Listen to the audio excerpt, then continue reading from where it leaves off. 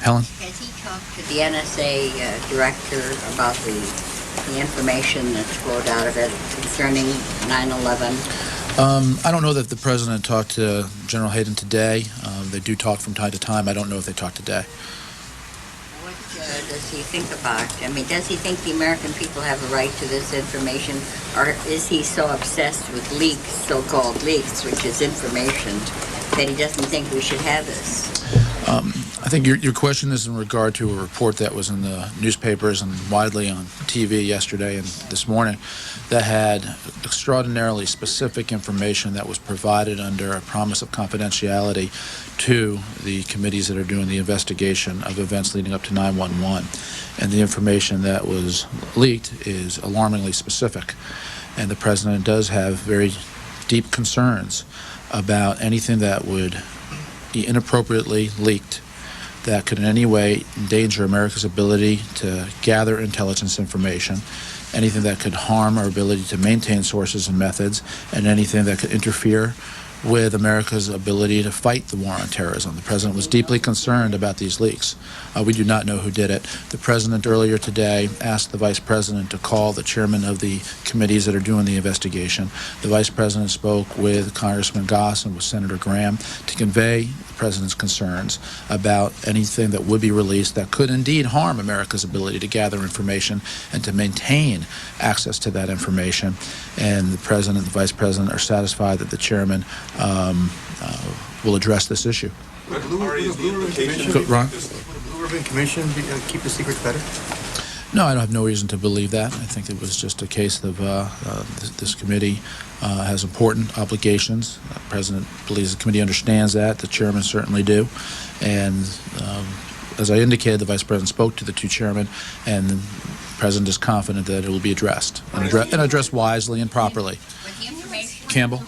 I'll come back, Helen. Can you explain why these intercepts, in particular, what was reported, without confirming it, what we've all read about in the papers, would be a threat to national security? Let me try to walk this through as specifically as I possibly can without giving you any way at all, any indication about whether it ever has been leaked is true or not true, because I won't discuss that. The problem we have as a free society and a democratic society that places an important value on providing information to the press and to the public is we are in the middle of a war. And one of the ways to prevent attacks on the United States and to win the war is to be able to obtain information from our enemies. And I'm not going to describe how we obtain information from our enemies, but common sense shows and says that if our enemies know with great specificity that we have means of obtaining things that they say, and all of a sudden they find out that something they said with specificity is known by our government, they're going to change their methods. Sometimes people get lazy, sometimes people forget.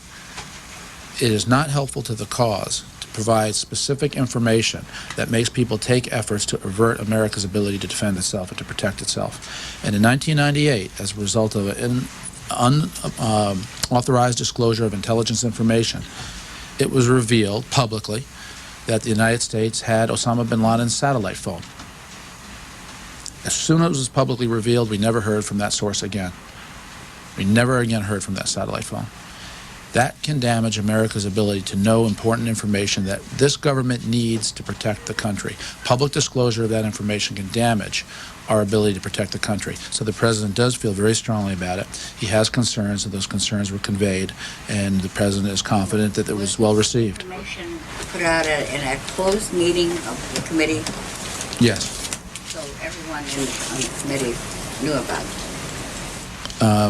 I think you'd have to ask that to the appropriate people in the committee, but yes, it was put out in a closed session. Is the implication of the vice And that's not confirming the specific information, Helen, but it was a closed session at which people apparently have said some things.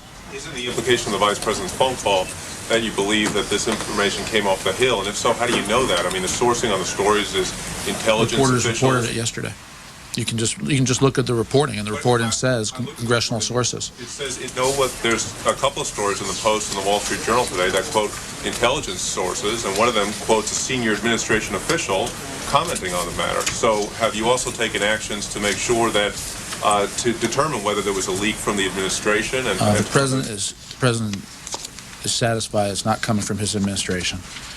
And again, I can cite you the news organization, if you're interested, that explicitly reported on the air in its TV report that their sources were from the Hill. Right. But wherever the source is, the point is the same. This is not to finger point. This is not to place blame. If it comes from the administration, it's wrong. If it comes from the Hill, it's wrong. No matter where the source, no matter where it comes from, we all are in this together.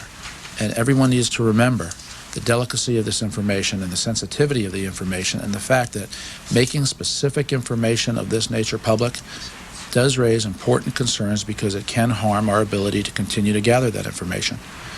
Back to the leaks matter. Is the Vice President in his conversations with the Chairman this morning suggest in any way that the White House is reconsidering the amount of information and the kind of information it shares, or that it would like that information to be shared with a smaller universe of people on the Hill? No, not that I'm aware of. I talked to the Vice President about his phone call. He didn't mention anything about that to me, so I don't believe so. What the Vice President said is that he and the President, and I talked to the President about it, they both have confidence in the Chairman's desire to address this issue.